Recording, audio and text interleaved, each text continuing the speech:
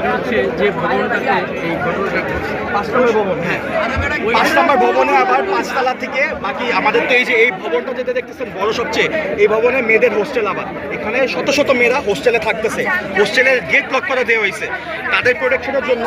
Police যারা ছিল, police নিজেদের দিকে রক্ষা করার জন্য উপরে পাঠাই গেছে। পিছনে এখানে না, এখানে জিনিসটা গ্যাদারিং হচ্ছে। আচ্ছা, যেটা হয়েছে পাইলটে, যদি পাইলট চাইতো ঠিক আছে, উনি বের হয়ে যেতে পারতো প্যারাশুট নিয়ে প্লেন থেকে, কিন্তু উনি যথেষ্ট চেষ্টা করছে এই এরিয়াটাকে সেভ করার। আপনার কি মনে হয় যদি মাইনেশন না পারে উত্তরে? আমিও কালকে কলেজে ছিলাম, তো কালকে আমাদেরও এরকম অবস্থা হইতে পারতো, আমিও এখন লাশ হয়ে বা আমাকেও আমার ফ্যামিলি আইডেন্টিফাই করতে পারতো না।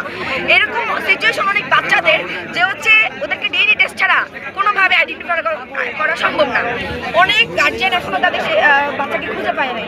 আচ্ছা, আমি এখন যে বিষয়টা নিয়ে এখানে বিক্ষোভ মিছিল হইতেছিল, হ্যাঁ, যে প্লেনগুলা 1971 সালে যুদ্ধের পরে অন্যান্য দেশে যুদ্ধের পরে প্লেনগুলো জাদুঘরে রাখা হয়, সেখানে বাংলাদেশ শুধুমাত্র বাজেট বাঁচানোর জন্য সেই প্লেনগুলা, এদেরকে উড়ন্ত কফিন বলা হয়, এই প্লেনগুলা প্রশিক্ষণের জন্য ব্যবহার করে। তাহলে চিন্তা করেন বাংলাদেশ কোন পরিমাণের একটা সিচুয়েশনে আছে। উড়ন্ত কফিনগুলা, এই প্লেনগুলা যে আপনার, এটাকে উড়ন্ত কফিন কেন বলা হয়?